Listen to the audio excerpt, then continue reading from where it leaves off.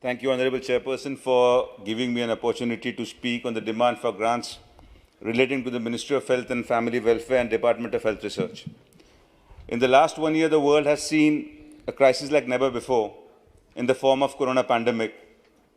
And even in these challenging situations, our country has emerged as a torchbearer for the entire world under the leadership of Honorable Prime Minister, Mr. Narendra Ji Modi, and under the effective administration of Health Minister, Dr. Harshvardhan Ji. Ma'am, the discussion on the health budget would be incomplete without a mention on the front line and the health warriors who have worked day and night to strengthen our system for the fight against corona pandemic. And it was only possible under the leadership of Honorable Prime Minister that these frontline warriors were the first to receive the vaccination, and no VIP or privileges have been given during the administration of this vaccine for any other person. My colleagues, such as Dr. Hina and others, have already spoken on the budgetary allocation related to the health department, and I would not repeat the same. But definitely I would like to mention a few things raised by my friends from the opposition. Ma'am, the role of government during the COVID period needs to be emphasized. As me being a member of the Health Committee, I have seen the entire journey of the government, the preparedness being done by the officials during this period of 1 year. The announcement of lockdown was a decision which has saved many lives, more than one person can imagine. Our country was not prepared for such a pandemic. We didn't have an infrastructure for isolation. We didn't have isolation beds.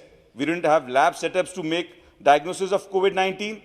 The words such as mask, the words such as use of sanitization, the words such as social distancing were not aware to the citizens of our country.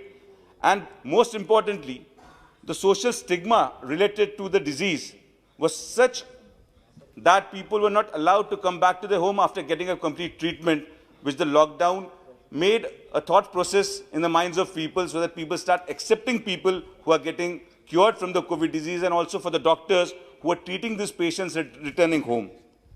I come from Maharashtra, and I would like to special mention from my friends from the opposition who are blaming the role of central government in handling the situation. We can't deny the amount of funds used by the government of Maharashtra from NHM to pay the salaries of nursing staff and doctors during the initial phase of COVID-19. We can't deny the amount of ventilators being supplied by Honorable Prime Minister from PM Care funds, which were really helpful in tackling the first wave, where majority of the treatment was related to respiratory diseases, and because of that we could save many more lives. We could not deny the COVID fund which was given for the state government, which was used for recruitment of staff, PPE kits and others. I just will use 5 minutes more, or 2 minutes more. Rest all have been mentioned by my colleagues. I would like to address a few issues, Honorable Health Minister, regarding my Ahmednagar constituency. Firstly, the funds that are disbursed from PM Relief Fund for various medical ailments need to be done in a swift manner. We as Member of Parliament, when we issue letters for people undergoing transplantation, joint replacements, cancer treatment, these funds take a lot of time to reach those patients, and probably the patients don't get treatment on time. Secondly, to bring in a regulation for the people who are working, who are passing out from government medical colleges.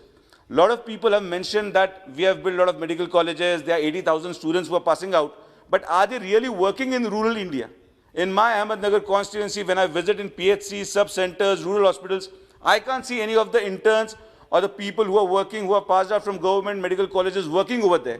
We have a regulation, but we don't have a software to keep a monitoring of these people. So I would request the Health Minister, if you could make a software, we could monitor these things, it will be more helpful. Lastly, to make the role of Member of Parliament more important in disbursement and utilization of funds from the centre. In this COVID, we could see, ma'am, the funds from NHM, the COVID fund released from the centre was disbursed and utilized without taking the Member of Parliament's suggestions into consideration. We being doctors, we being member of the Health Committee, were also not taken into consideration. We would like to work more effectively in implementation the dream of Honorable Prime Minister, and in the end, I would like to support the demand for grants. Thank you, ma'am.